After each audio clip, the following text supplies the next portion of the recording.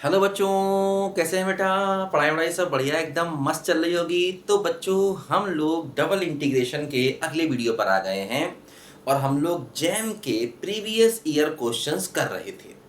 तो बच्चों, हम लोगों ने अब तक जो भी थ्योरी पढ़ी है डबल इंटीग्रेशन की, उस पर बेस्ड जो जैम के प्रीवियस ईयर क्वेश्चन है उनको हम लोग कर रहे थे। पिछले वीडियोस में भी मैं आपको क्वेश्चन करा रहा था और इस वीडियो में भी मैं आपको क्वेश्चन बनाऊंगा। तो बच्चों, इस समय बज रहा है मॉर्निंग का 5 o'clock और हम लोग पढ़ेंगे डबल इंटीग्रेशन का अगला वीडियो। देखो बच्चों, ये एक पूरी जैम की अलग प्लेलिस्ट है। इसमें मैं जैम का पूरा सिलेबस अपलोड करूंगा। हालांकि स्टार्टिंग मैंने अभी डबल इंटीग्रेशन से की है, लेकिन दूसरे टॉपिक अगर आप पढ़ना चाहते हैं तो वो दूसरी प्लेलिस्ट में आपको मिल जाएंगे फिलहाल अभी।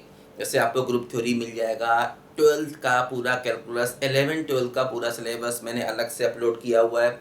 हालांकि वो सारे सिलेबस मैं इस जैम की प्लेलिस्ट में भी अपलोड करूंगा, लेकिन पहले मैं वो चीज़ें अपलोड कर रहा हूँ जो मैंने अब तक कहीं और नहीं पढ़ाई, किसी और प्लेलिस्ट में नहीं पढ़ाई हैं।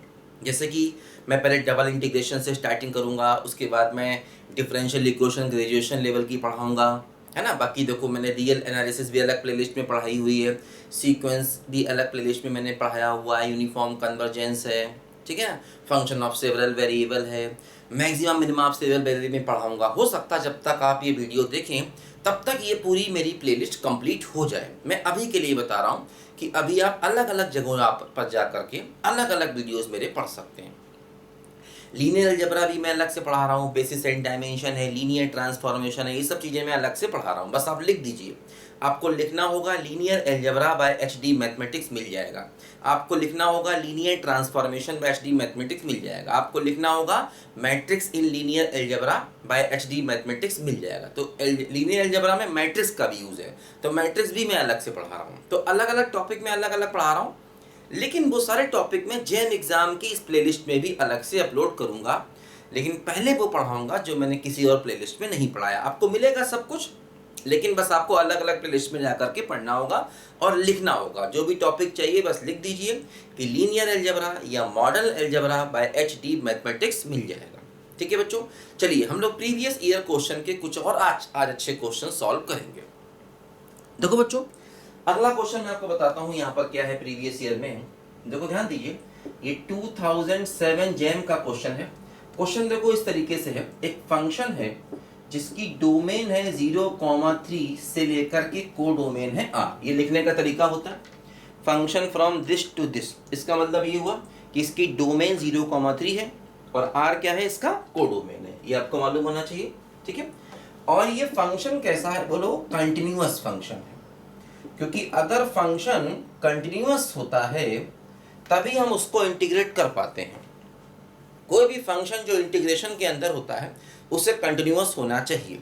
अगर वो फंक्शन किसी भी पॉइंट पर इनफाइनाइट बनता है, डिसकंटिन्यूअस बनता मतलब इनफाइनाइट बनता है, तो फिर जैसे कि मान लीजिए ये क्वेश्चन हम करना चाह रहे हैं, तो देखो यहाँ पर ये क्या हो रहा है कि 0 से 2 जाना है और x इक्वल टू 1 पर ये इनफाइनाइट बन रहा है। इसका मतलब ये डिसकंटिन्यूअस हो रहा है। x को 1 रखेंगे और 1 इस लिमिट के अंदर आ रहा है, तो मतलब ये फंक्शन जो है वो इस लिमिट के अंदर, क्योंकि हमें 0 से 2 जाना है, 0 से 2 के बीच में x इक्वल टू 1 आएगा। तो x इक्वल टू 1 पर ये इनफाइनाइट बन रहा है, मतलब डिसकंटिन्यूअस हो रहा है, तो इसको हम डायरेक्ट इंटीग्रेट नहीं कर सकते। फिर हमें कन्वर्जेंस ऑफ इंटीग्रेट पे जाना होगा, वो भी मैं अलग से पढ़ा रहा हूँ आपको। हाँ, अगर मैं ये क्वेश्चन लेता हूँ 0 से लेकर के 1/(x - 2), अब देखो ये x बराबर 2 पर इनफाइनाइट होगा, लेकिन x बराबर 2 इस लिमिट में आ ही नहीं रहा, तो इसका मतलब ये कंटिन्यूअस है। इस लिमिट में ये फंक्शन कंटिन्यूअस है, तो अब हम इसको डायरेक्ट इंटीग्रेट कर सकते हैं। तो ये बात ध्यान रखना, जिस भी डोमेन में फंक्शन को इंटीग्रेट किया जा रहा है उस डोमेन में वो फंक्शन कंटिन्यूअस होगा, तभी इंटीग्रेट कर पाएंगे, नहीं तो नहीं कर पाएंगे। तभी इसने लिखा है कि f(x) क्या है, कंटिन्यूअस फंक्शन। फंक्शन की शॉर्ट फॉर्म देखो यहाँ मैंने लिखी है।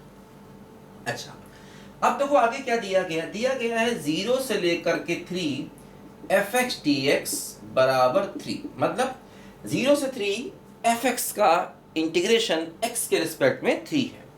तो हमसे कहा गया है, क्वेश्चन क्या पूछा है कि इंटीग्रल 0 से लेकर के 3 x f(x) dx plus integral 0 से लेकर के 3 और इंटीग्रल 0 से लेकर के x f T D T और डी एक्स की वैल्यू हमको फाइंड करनी है ना।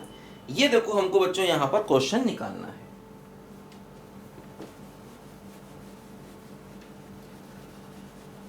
ठीक है, ये क्वेश्चन देखो बच्चों हमको यहां पर बेटा करना होगा।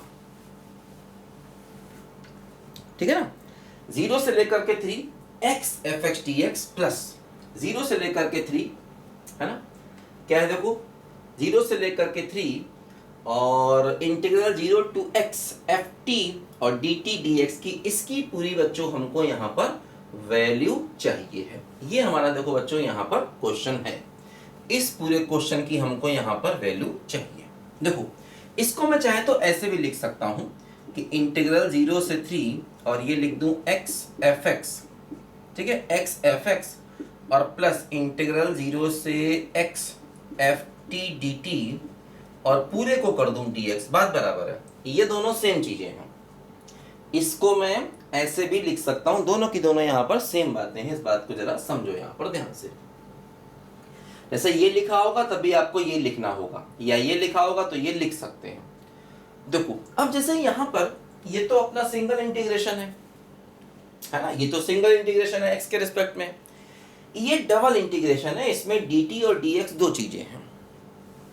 देखो जैसे ये वाला जो है वो यहाँ पर देखो ये लिमिट x के टर्म में है, तो इसका मतलब ये t की लिमिट होगी।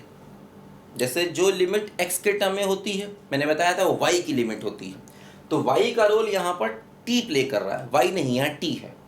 हाँ देखो ध्यान दो, जैसे ये अपने पास एक प्रॉपर्टी होती है integral a to b F T D T बराबर integral a to b F X D X, मतलब हम वेरिएबल को चेंज कर सकते हैं। तो जैसे हमारी आदत जो है वो y और x में करने की होती है जनरली, तो यहाँ पर भी देखो हम एक काम करें कि इस वाले इंटीग्रेशन को y में चेंज कर दें, इसको ना, इसको हम y में लिख दें। देखो ये तो ऐसे ही रहेगा 0 से 3 x F X D x, ये तो ऐसे ही रहेगा, और ये हो जाएगा इंटीग्रल 0 से लेकर के 3 और इसको हम लिख दें क्या बोलो, इंटीग्रल 0 से y और sorry integral 0 to x, limit पर फर्क नहीं पड़ेगा, लिमिट देखो वही रहेगी, लिमिट पर फर्क नहीं पड़ेगा, ये देखो चेंज होगा और ये क्या होगा, ये होगा एफ वाई डी वाई और डी एक्स बाद में। ठीक है, तो अपनी समझने के लिए, क्योंकि हम x और y में समझते हैं इसलिए हमने उसको चेंज कर दिया, इसको हमने ऐसे लिख दिया। ठीक है ना। अच्छा अब देखो जरा बच्चों ध्यान दो, अब हम इंटीग्रेट कैसे करें, क्योंकि fx पता तो है नहीं, सिर्फ हमें ये वैल्यू दी गई है। fx मालूम होता तो y इंटीग्रेट करने की कोशिश करते हैं। देखो यहाँ पर जैसे ये x के रिस्पेक्ट में इंटीग्रेट करना होगा, तो fx मालूम तो है नहीं क्या है ना, तो इसलिए यहाँ पर अभी हम शांत बैठेंगे। देखो इसको देखें, इसमें क्या है, ये y की लिमिट है, x की लिमिट क्या है, देखो ये लिमिट y की है, तो y जा रहा है 0 से x तक, क्योंकि जो x में है y की लिमिट होती है, और x जा रहा है 0 से लेकर के 3 तक। ठीक है, अच्छा देखो इसको भी अगर हम रिस्पेक्ट टू y पहले इंटीग्रेट करेंगे, क्योंकि ये y की लिमिट इन टर्म्स ऑफ x है, तो पहले हम with respect to y integrate करना चाहेंगे, लेकिन प्रॉब्लम फिर वही है कि हम इसको इंटीग्रेट करें कैसे, भाई फंक्शन तो मालूम नहीं है। तो देखो हम यहाँ पर ऑर्डर ऑफ इंटीग्रेशन को चेंज करेंगे। देखो कैसे, देखो समझो ध्यान से, क्या हो रहा है, y की वैल्यू है 0 से x तक, देखो ये y बराबर x लाइन मान लो, और यहाँ पर है x बराबर 0 और यहाँ पर क्या है बोलो, x बराबर 3।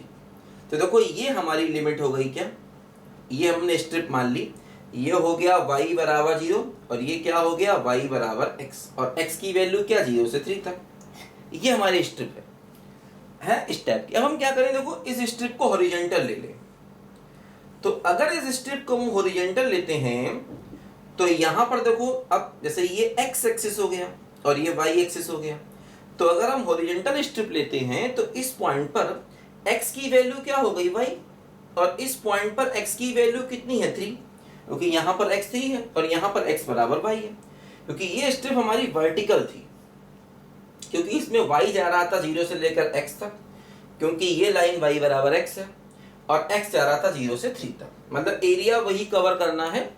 तो अब देखो हम क्या करेंगे, हॉरिजॉन्टल स्ट्रिप लेंगे, तो हॉरिजॉन्टल का मतलब x की वैल्यू यहाँ से लेकर यहाँ तक जाएगी और y की वैल्यू यहाँ से लेकर यहाँ तक जाएगी। तो जब आप x की वैल्यू को यहाँ से यहाँ तक ले जाएंगे, तो चूंकि ये तो हमारी स्ट्रेट लाइन है, तो इस स्ट्रेट लाइन पर x की वैल्यू कितनी है, y, क्योंकि अगर y बराबर x है तो x बराबर y होगा, तो x की वैल्यू y है और यहाँ x की वैल्यू 3 है। तो जब हम इंटीग्रेशन को चेंज करेंगे तो x हो जाएगा y से लेकर के 3 तक, और जो y है देखो वो इस पॉइंट पर 0 है और यहाँ पर देखो ये क्या होगा, क्योंकि ये x बराबर 3 है और y बराबर x है, तो ये 3,3 हो जाएगा, क्योंकि इस पॉइंट पर x बराबर 3 है और y बराबर क्या है, वो भी 3 होगा। तो y की जो वैल्यू होगी वो हो जाएगी 0 से लेकर के 3 तक, है ना। तो हम इस तरीके से देखो क्या करेंगे, इस इंटीग्रेशन को एज इट इज रखें, इसको डिस्टर्ब नहीं करें। इस इंटीग्रेशन में देखो हम क्या करें, ऑर्डर चेंज करें, x की वैल्यू ले लें y से लेकर के 3 तक, ये x की वैल्यू हो गई, और y की वैल्यू ले लें यहाँ पर 0 से लेकर के 3 तक, और ये हो जाएगा fy और dy और dx, ऐसे, है ना। x की वैल्यू देखो हमने ले ली y से लेकर 3 तक, इस इंटीग्रेशन को चेंज किया, इस इंटीग्रेशन को हमने चेंज किया, और y की वैल्यू ले ली हमने 0 से 3 तक। अब देखो ध्यान दो, इसमें हम क्या करेंगे, जो इंटीग्रेशन है वो विद रिस्पेक्ट टू x पहले करेंगे, क्योंकि यहाँ पर x की लिमिट y के टर्म में है, ठीक है। तो इसमें हम विद रिस्पेक्ट टू x पहले इंटीग्रेशन करेंगे, ठीक है, क्योंकि यहाँ पर x की वैल्यू तो समझ गए ना कि ऑर्डर ऑफ इंटीग्रेशन को चेंज करने के क्वेश्चन यहाँ पर देखो बहुत आ रहे हैं, पिछली बार भी जो हमने किए थे उसमें से ज़्यादातर ऑर्डर ऑफ इंटीग्रेशन को चेंज करने के क्वेश्चन थे। तो ये बस समझ लो अच्छे से, जैसे कि वर्टिकल स्ट्रिप है तो उसे हॉरिजॉन्टल में चेंज कर दो, और अगर हॉरिजॉन्टल स्ट्रिप है तो उसे वर्टिकल में चेंज कर दो, और कुछ नहीं, एरिया वही कवर करना है। जैसे कि इस पॉइंट पर, जैसे कि यहाँ पर आप वर्टिकल में जा रहे हैं तो यहाँ से y की वैल्यू, यहाँ से y की वैल्यू, और y की वैल्यू यहाँ पर स्ट्रेट लाइन से ली जाएगी क्योंकि ये पॉइंट स्ट्रेट लाइन पर है। जब आप हॉरिजॉन्टल स्ट्रिप लेंगे तो यहाँ से यहाँ जाएंगे, अब जब आप यहाँ से यहाँ जाओगे तो x की वैल्यू यहाँ से यहाँ तक जाएगी। अब ये स्ट्रेट लाइन है तो यहाँ पर x की वैल्यू स्ट्रेट लाइन से ली जाएगी, और ये x इक्वल टू 3 हो गया, और y की वैल्यू देखो यहाँ से लेकर यहाँ तक जाएगी, है ना। तो बस स्ट्रिप को आपको चेंज करना है, हॉरिजॉन्टल है तो उसे वर्टिकल में लेना है और वर्टिकल है तो उसे हॉरिजॉन्टल में लेना है, बात सिंपल है, ठीक है। देखो लिखो जरा ध्यान से,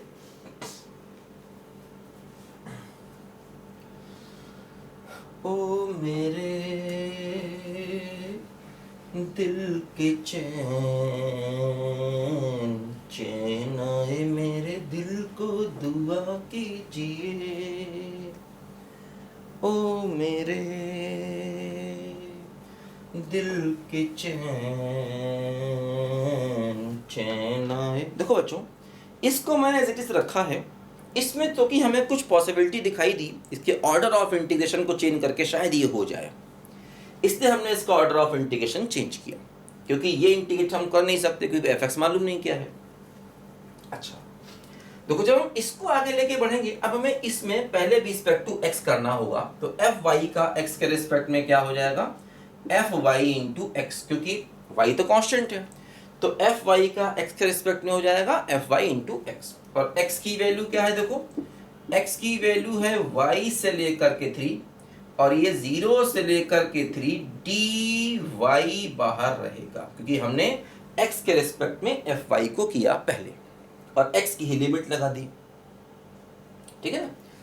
अब क्या हुआ, देखो x की जगह पहले आप रखोगे 3, तो 3, और माइनस x की जगह रखोगे y, तो y fy, और क्या हो गया, और हो गया 0 से लेकर के 3, और ये हो गया dy, यहां पर ऐसे आ गया, ठीक है। अच्छा अब देखो यहां पर क्या हुआ, 3 तो बाहर लिया, तो इंटीग्रेशन 0 से 3 और fy dy, और माइनस 0 से लेकर के 3 y fy dy, ये हुआ। देखो अब इसकी वैल्यू मालूम है क्योंकि ये और ये सेम है, वेरिएबल चेंज कर सकते हैं भाई, इसको हम 0 से 3 fx dx लिख सकते हैं ना, और इसको हम x fx dx लिख सकते हैं, तो ये इससे कैंसिल हो जाएगा जब आपस में ऐड करेंगे। देखो समझो, ये क्या हो गया, ये हो गया 0 से 3 और इसको हम लिख सकते हैं एफ एक्स टी एक्स, है ना, इसी मेथड से, यही चेंज वाला। भाई एक्स को वाई में लाओ, वेरिएबल आप कोई भी चेंज कर सकते हैं, पर लिमिट को डिस्टर्ब नहीं करेंगे, ठीक है ना। और यहाँ पर ये क्या है, ये है 0 से लेकर के 3 और ये क्या हो गया x, F x T x हो गया। तो ये इसकी वैल्यू देखो ये आ गई। अब जब आप इसको और इसको आपस में ऐड करेंगे तो क्या होगा, ये इससे कैंसिल हो जाएगा, ये दोनों सेम है, ये प्लस है ये माइनस कैंसिल हो जाएगा, तो ये हो जाएगा इससे कैंसिल और ये बचेगा। और इसकी वैल्यू क्या है, इसकी वैल्यू 3 है, तो 3 और बाहर 3, तो आंसर कितना हो गया 9 आंसर आ गया, ठीक है। तो ये वैल्यू 3 दी गई, 3 इंटू 3 कितना हो जाएगा 9 हो जाएगा, ये क्वेश्चन का आंसर आ गया। तो अच्छा क्वेश्चन है काफ़ी, मतलब भाई चूंकि भाई आईआईटी जैम का एग्जाम है और आईआईटी के लोग बना रहे हैं पेपर, तो बोलो थोड़े अच्छे क्वेश्चन बनाते ही बनाते हैं, ठीक है। और ये डबल इंटीग्रेशन जैम में इंपॉर्टेंट है, काफ़ी सारे क्वेश्चन देखो इसके आते हैं, ठीक है। लिखो जरा बच्चों इसको ध्यान से पहले।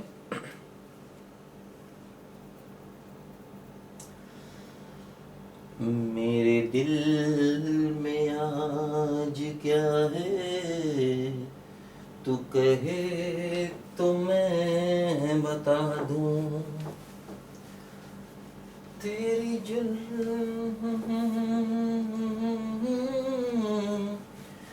तेरी मांग फिर सजा दूं, मेरे दिल में आज क्या है, तू कहे तो मैं बता दूं। एक्चुअली बेटा आजकल मॉर्निंग में वीडियो इसलिए बनाता हूँ, मॉर्निंग में एक तो गर्मी नहीं होती है, दूसरा जो बाहर का डिस्टर्बेंस आता है, इधर उधर मकान लोग बनाते रहते हैं, खटपट की आवाज़ें आती हैं, वो नहीं आती हैं, फिर सुबह सुबह तो कोई मकान बनाता नहीं है ना, ना इधर उधर लड़ाई झगड़ों की आवाज़ें आती हैं, क्योंकि भाई घर है तो घर में लोग आपस में लड़ाई झगड़ा करते हैं। मेरे घर में नहीं यार, आस पड़ोस से आवाज़ें आती हैं, ये मत समझना कि मेरे घर में लोग लड़ते हैं, नहीं, ऊपर वाले की दुआ से मेरे घर में कोई नहीं लड़ता, ना मुझसे कोई लड़ता है, ठीक है ना, ये सब बातें नहीं होती हमारे यहाँ। तुम कहोगे सर क्यों मजाक कर रहे हैं, हाँ मैं सच बोल रहा हूँ यार, मजाक नहीं कर रहा हूँ, ठीक है। चलो खैर, बातों में जैम का एक और क्वेश्चन ले लिया, एग्जाम का। कई बार मैं मजाक में इसको जैम नहीं जाम बोलता हूँ, जाम का एक सवाल ले लिया जाए। एक और जाम लेते हैं। देखो बच्चों, एक और क्वेश्चन लेते हैं, ये भी जैम 2007 में ही आया है क्वेश्चन। और देखो ये क्वेश्चन कुछ इस तरीके से है कि इंटीग्रल 0 से लेकर के π/2 और इंटीग्रल ब्रैकेट के अंदर है π/2 से लेकर के पाई, और ये है sin x/x और dx, और फिर है यहाँ पर dy, ठीक है। और प्लस देखो इसके साथ में यहाँ पर ये दिया गया है इंटीग्रल π/2 से लेकर के पाई, और ब्रैकेट के अंदर फिर है y से लेकर के, ब्रैकेट के अंदर है बच्चों यहाँ पर क्या बोलो, ब्रैकेट के अंदर है इंटीग्रल y से लेकर के पाई sin x/x और dx ब्रैकेट क्लोज, और फिर dy। ऐसे देखो यहाँ पर एक क्वेश्चन अपना है, इस पूरे की देखो हमको यहाँ पर वैल्यू चाहिए बेटा, ठीक है। इस पूरे की देखो बच्चों यहाँ पर मुझे वैल्यू निकालनी पड़ेगी। तो ये क्वेश्चन देखो हमें यहाँ पर करना, देखो ध्यान दो, जैसे कि हमें यहाँ पर क्या दिया गया है, देखो जैसे ये इंटीग्रेशन x के रिस्पेक्ट में, और देखो ब्रैकेट लगा दिया, मतलब अब ये पूरा ये लिमिट x की है ना, ब्रैकेट लगाने का मतलब यही होता है कि ये वाली लिमिट x की है और फिर ये लिमिट y की है। यहाँ पर भी देखो ब्रैकेट लगा दिया, हालांकि यहाँ पर ब्रैकेट ना भी लगाएं तो एक लिमिट जो y के टर्म में वो हमेशा x की ही मानी जाएगी, जो लिमिट y के टर्म में होती है जिसमें y आ रहा होता है वो हमेशा x की होती, जिसमें x आ रहा होता है वो हमेशा y की लिमिट होती है। ये बात मैं आपको पहले भी कई बार बता चुका हूँ। तो खैर यहाँ ब्रैकेट भी लगा दिया। देखो अब जैसे sin x/x को आप इंटीग्रेट नहीं कर सकते, sin x/x एक नॉन इंटीग्रेबल फंक्शन है, इसको आप इंटीग्रेट नहीं कर सकते, आप जितने ही मेथड पढ़े हो लगा लीजिए, ये इंटीग्रेट नहीं होगा। इस टाइप का कोई फंक्शन cos x/x होता वो भी इंटीग्रेट नहीं होता, e⁻x/x होता वो भी इंटीग्रेट नहीं होता। तुम कहोगे कैसे मालूम चलेगा, तो बेटा ये सब मैंने इनडेफिनिट इंटीग्रेशन और डेफिनेट इंटीग्रेशन पे आपकी पकड़ अच्छी होनी चाहिए। भाई देखो ये सब मैंने क्लास 12th में बताया हुआ है। क्लास 12th के मेरे वीडियो देखोगे तो इंडेफिनिट के मैंने बहुत सारे वीडियो अपलोड किए हैं और डेफिनेट के भी किए हैं, और वो भी आपके सिलेबस में है। और वो इसी में नहीं, आप दुनिया का कोई भी एग्ज़ाम देंगे 11-12 का तो बेटा सिलेबस आता ही आता है, कहीं कम आता कहीं ज़्यादा आता है। जैम एग्ज़ाम में भी ठीक ठाक 11-12 का सिलेबस आता है। आप पीजीटी एग्ज़ाम देते हैं, वहाँ पर तो पीजीटी और टीजीटी जो गवर्नमेंट के एग्ज़ाम निकलते हैं, वहाँ तो मान लीजिए 70-75% तक 11-12 ही होता है। तो 11-12 का तो मेरा पूरा वीडियो बेटा अपलोडेड है, और मैं अलग से भी अपलोड कर रहा हूँ कुछ टॉपिक जो 11-12 के यहाँ पर नहीं है। एक मैंने नया चैनल बनाया है, ज्ञान कोश IIT मैथ्स करके मेरा एक नया चैनल है, ज्ञान कोश, है ना। आप देखोगे तो मेरे चैनल पे कम्युनिटी में जाओगे तो मैंने अपने कम्युनिटी में उस चैनल का लिंक भी दिया हुआ है ना। ज्ञान कोश करके मैंने GYANKOSH ज्ञान कोश IIT मैथ्स करके मैंने एक नया चैनल बेटा बनाया है। उसमें मैं 11-12 के IIT लेवल से वो वीडियो डाल रहा हूँ जो इस मेरे HD मैथमेटिक्स चैनल में नहीं है ना। अब मैं जो इसमें वीडियो पढ़े, जैसे यहाँ पर 11-12 का मैक्सिमम सिलेबस है, लेकिन फिर भी जो कुछ नहीं है वो यहाँ पर अपलोड कर रहा हूँ। और ये जो है इसमें आपको 11-12 की सारी चीज़ें, 11 के बिल्कुल सेट से लेकर के, क्योंकि 11 का सेट्स भी आता है ना बहुत सी जगहों पर, और वो आना चाहिए वैसे भी हमको, क्योंकि ग्रुप थ्योरी वगैरह आप बिना सेट्स के नहीं पढ़ सकते। ग्रुप थ्योरी है, लीनियर अलजेब्रा है, इनको पढ़ने के लिए सेट्स की आपको बेसिक आनी चाहिए, वो मैं बताता रहता हूँ टाइम टू टाइम। तो इसमें मैंने पूरा डिटेल से 11-12 का सिलेबस अपलोड किया हुआ है, कर रहा हूँ, मतलब अभी कर रहा हूँ। हो सकता है जब तक आप देखें ये वीडियो तब तक ये सिलेबस यहाँ पर अपलोड हो जाए, तो इसको भी आप पढ़ते रहिए, है ना, क्योंकि 11-12 की चीज़ें तो बेटा आनी चाहिए। अब हमें देखो sin x by x integrate नहीं होगा, बहुत से बच्चे क्या करेंगे, इसको फर्स्ट इंटू सेकेंड से इंटीग्रेट करने लग जाएंगे, तो कुछ नहीं होने वाला। इसको अब बाई पार्ट्स इंटीग्रेट करने लग जाओगे तो कुछ नहीं होने वाला, ध्यान रखना, इंटीग्रेट होगा ही नहीं। तो मतलब पहले रिस्पेक्ट टू x करना फिर y करना है ना। तो अब देखो, अब यहाँ पर रिस्पेक्ट टू x तो ये होगा नहीं, तो हमने सोचा चलो क्यों ना रिस्पेक्ट टू y ही करें, इसको हम क्यों ना रिस्पेक्ट टू y करें। तो अगर हम इसको रिस्पेक्ट टू y करें तो आसान इसलिए है क्योंकि ये तो पूरा कांस्टेंट हो जाएगा। अब देखो दोनों ही लिमिट कांस्टेंट हैं, तो पहले आप x के रिस्पेक्ट में करें या y के रिस्पेक्ट में करें फर्क नहीं पड़ने वाला, क्योंकि दोनों ही लिमिट कांस्टेंट हैं। तो मान लो पहले y के रिस्पेक्ट में करें, तो y के रिस्पेक्ट में करेंगे तो क्या होगा, sin x by x तो कांस्टेंट हो गया और इनटू y हो गया। और y की लिमिट क्या है बोलो, y की लिमिट है 0 से लेकर के π/2। अब जो बचेगा उसे आप x के रिस्पेक्ट में करेंगे, और x की लिमिट क्या है, π/2 से π है, समझिए। तो ये पूरा x का फंक्शन है तो कांस्टेंट है, तो इसको करना है रिस्पेक्ट टू y, तो दिस इनटू y हो गया। और y की लिमिट क्या है, 0 से π/2, और बाकी जो बचा ये रिस्पेक्ट टू x हमें करना होगा, तो ये x की लिमिट है, ठीक है। अब y की जगह पहले रखो अपर लिमिट, तो क्या हुआ, π/2 sin x by x, और फिर y की जगह रखो 0, क्योंकि y की लिमिट है तो y की जगह रखी जाएगी, तो ये 0 हो गया, तो ये बच गया, है ना। तो ये y का काम खत्म। अब ये बचा π/2 से π और dx बचा। अब देखो π/2 को बाहर ले लो, तो इंटीग्रल क्या बचा, π/2 से π और sin x by x और dx। तो देखो ये इसकी वैल्यू आ गई यहाँ पर। अब फिर हम आगे फंस गए, अब फिर इसको रिस्पेक्ट टू x करना तो नहीं कर सकते, लेकिन कोई बात नहीं, कुछ तो कहानी आगे बढ़ी ना, एक y का तो हटा ना इंटीग्रल, बस वही काम करना था। अच्छा अब हम इसको जरा ध्यान दें, देखो इसको भी हम ये x के रिस्पेक्ट में, अब देखो यहाँ पर तो मेरी मजबूरी है, यहाँ पर x के रिस्पेक्ट में पहले करना ही करना है, क्योंकि x की लिमिट इन टर्म्स ऑफ y है, ध्यान रखो x की लिमिट जो है वो इन टर्म्स ऑफ y है, तो यहाँ पर हमें x के रिस्पेक्ट में पहले इंटीग्रेट करना ही करना है, समझो बात को ध्यान से, ठीक है। x की लिमिट इन टर्म्स ऑफ y है, तो पहले यहाँ पर हमें x के रिस्पेक्ट में इंटीग्रेट करना ही करना है ना। देखो जैसे ये जो इंटीग्रल है ये x बराबर 0 पर अनडिफाइंड हो रहा है, लेकिन वो इसने हमें लिमिट दिया ही नहीं है, x बराबर 0 पर ये डिसकंटिन्यूअस हो जाएगा, लेकिन हमें इसने लिमिट नहीं दिया है, x की वैल्यू 0 दी ही नहीं है, ये अच्छी बात है ये, है ना, क्योंकि डिसकंटिन्यूअस होने का इसने इंटीग्रल को मौका नहीं दिया, ये बात ध्यान देना।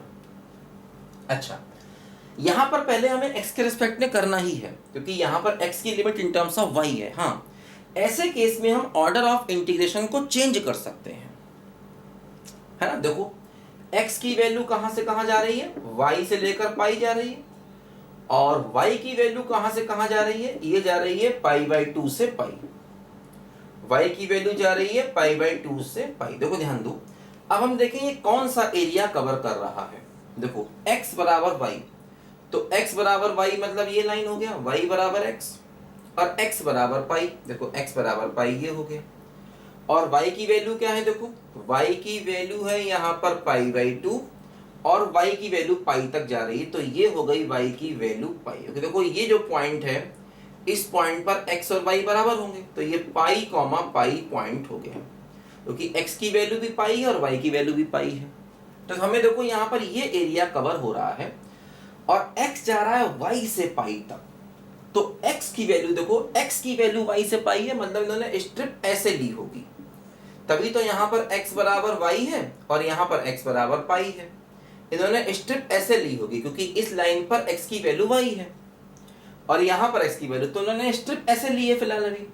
अब हम स्ट्रिप को क्या करें, वर्टिकल ले लें, क्योंकि हॉरिजॉन्टल स्ट्रिप है तो उसे वर्टिकल में चेंज कर दो।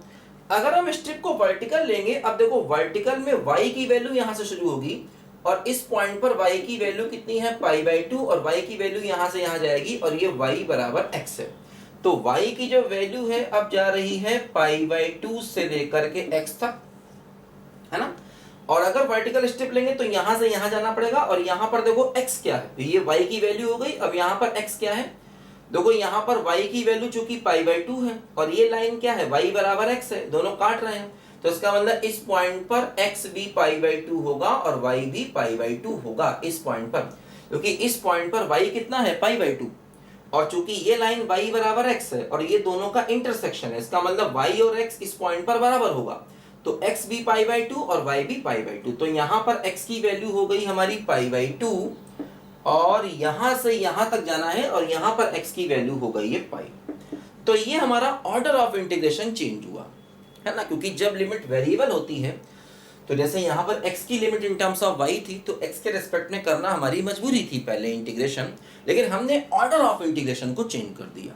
अब इससे क्या फायदा हुआ, देखो अब हमारी देखो ये y की लिमिट आ गई, x की लिमिट क्या हो गई, x की लिमिट हो गई π/2 से पाई तक और y की लिमिट हो गई π/2 से x तक, तो यहाँ पर क्या हो गया, sin x/x और dx dy। अब देखो यहाँ पर समझो, अब ये बेटा y की लिमिट है, तो अब हम y के रिस्पेक्ट में पहले कर सकते हैं, बल्कि करना ही पड़ेगा क्योंकि y की लिमिट इन टर्म्स ऑफ x है। अब देखो y की लिमिट चूंकि इन टर्म्स ऑफ x है, तो क्या हुआ, देखो आप इसे रिस्पेक्ट टू y इंटीग्रेट करिए, तो जब आप इसको रिस्पेक्ट टू y इंटीग्रेट करेंगे तो ये क्या होगा, sin x/x इंटू y हो जाएगा, और y की लिमिट देखो ये है क्या, π/2 से लेकर x तक, और बाकी बचा क्या, x की वैल्यू क्या बची, π/2 से पाई तक, और यहाँ पर क्या होगा बोलो, रिस्पेक्ट टू x होगा, ठीक है ना। अब देखो y की जगह पहले आप रखोगे अपर लिमिट, तो ये क्या होगा, x की वैल्यू π/2 से पाई हो गई, y की जगह पहले x रखोगे तो क्या होगा, ये होगा sin x/x into x, minus y की जगह रखोगे π/2 तो ये होगा π/2 sin x/x और dx होगा। तो यहाँ पर देखो ये x से x कैंसिल हो जाएगा और केवल sin x बचेगा, दिख रहा है ना, हाँ मस्त दिख रहा है। और एक बात समझो, अब ये लिमिट इस पर भी जाएगी तो देखो π/2 sin x/x, देखो ये इससे कैंसिल भी हो जाएगा क्योंकि ये इंटीग्रेशन ये था, और ये देखो दो का सम आ गया क्योंकि ये लिमिट इसके साथ भी जाएगी और ये लिमिट इसके साथ भी जाएगी, तो जब ये लिमिट इसके साथ जाएगी तो ये π/2 बाहर होगा, sin x/x होगा, और π/2 से पाई लिमिट होगी वो इससे कैंसिल हो जाएगा, तो ये वाला इंटीग्रेशन बच्चों इससे हो जाएगा कैंसिल, और ये केवल बचेगा। तो इसको हम इंटीग्रेट कर लें, sin x का इंटीग्रेशन कितना होता है बोलो, माइनस cos x होता है, और लिमिट क्या है, π/2 से पाई, है ना। इसको इंटीग्रेट कर लें तो माइनस को बाहर ले लें, अब होगा cos पाई की वैल्यू -1 माइनस cos 0 की cos π/2 0, तो फाइनली आंसर देखो इसका क्वेश्चन का 1 आ गया। फाइनली इस पूरे क्वेश्चन का बच्चों देखो जो आंसर है वो यहाँ पर 1 के बराबर आ गया। तो देखो ये क्वेश्चन बच्चों हमने यहाँ पर आसानी से कर लिया, तो अच्छा क्वेश्चन था। देखो ये भी मैक्सिमम क्वेश्चन आप जो देख रहे हैं बेटा वो change of order of integration के हैं, और यही प्रैक्टिस आप देखो कर रहे हैं। तो देखो यहाँ थोड़ा सा क्वेश्चन चेंज है, अच्छा क्वेश्चन है ना। और देखो ये न्यूमेरिकल वाले क्वेश्चन में आया है, मतलब उसमें क्या होता है, एक टाइप के क्वेश्चन आते हैं इसमें आंसर न्यूमेरिकल में आते हैं कुछ ना कुछ, 0 1 2 3 से लेके 9 तक आंसर कुछ आ सकते हैं, तो उनमें आता है न्यूमेरिकल ग्रिड वगैरह बोलते हैं इसको, ठीक है, वो नाम कुछ भी कर रख दो। ये क्वेश्चन आईआईटी में भी आया करते हैं, आईआईटी जेई का जो एग्ज़ाम होता है ना, उसमें भी ये क्वेश्चन आया करते हैं। तो जैम एग्ज़ाम भी अपना थोड़ा सा अच्छे क्वेश्चन लोग पूछते हैं, क्योंकि थोड़ा सा लोग ध्यान देते हैं आईआईटी वाले। बाकी जैसे जो कंपटीशन होते हैं उसमें पुराने क्वेश्चन बहुत रिपीट कर देते हैं इधर उधर के, लेकिन जैम वाले कोशिश करते हैं कि नया क्वेश्चन बनाया जाए। तो यहाँ इसको करने के लिए हमें बेसिक थोड़ा अच्छे से आना चाहिए, बेसिक नहीं आएगा तो हम समस्या में पढ़ेंगे। तो अभी धीरे धीरे करके मैं और भी टॉपिक के लास्ट ईयर जैम के क्वेश्चन आपको कराऊंगा, इसी प्लेलिस्ट में कराऊंगा। जैसे अभी डबल इंटीग्रेशन के करूँ, उसके बाद में और भी टॉपिक के क्वेश्चन आपको मस्त मस्त कराऊंगा। टेंशन नहीं पालना, सब कुछ होगा, अच्छे से होगा, पढ़ के होगा, परेशान नहीं होना है, ठीक है बच्चों। तो इसमें हम लोगों ने आज कुछ और अच्छे क्वेश्चन किए, ये अच्छे क्वेश्चन का सिलसिला बेटा जारी रहेगा। आप पढ़ते रहिए, एंजॉय करते रहिए, टेंशन नहीं पालिएगा, मस्त अंदाज में पढ़िएगा, सब कुछ होगा, अच्छे से होगा, ठीक है बच्चों। और मैंने बताया बाकी चीज़ें अगर आप एक साथ पढ़ना चाहते हैं तो अलग अलग प्लेलिस्ट में जा करके पढ़ सकते हैं। वो सारी चीज़ें जो मैंने अलग अलग, जैसे कि मैंने ग्रुप थ्योरी अलग से पढ़ाया हुआ है, लीनियर अलजेब्रा अलग से पढ़ाया हुआ है, रियल एनालिसिस अलग से पढ़ाया हुआ है, 11 12 का पूरा कोर्स मेरा अलग से अपलोडेड है। बस आप लिख दीजिए जो टॉपिक चाहिए वो आप लिख दीजिए। क्लास 12 के टॉपिक चाहिए तो लिख दीजिए class 12 function by HD mathematics आ जाएगा, ठीक है। आप लिख दीजिए ग्रुप थ्योरी थ्योरा कर दिया मैंने गलती से, group theory by HD mathematics आ जाएगा।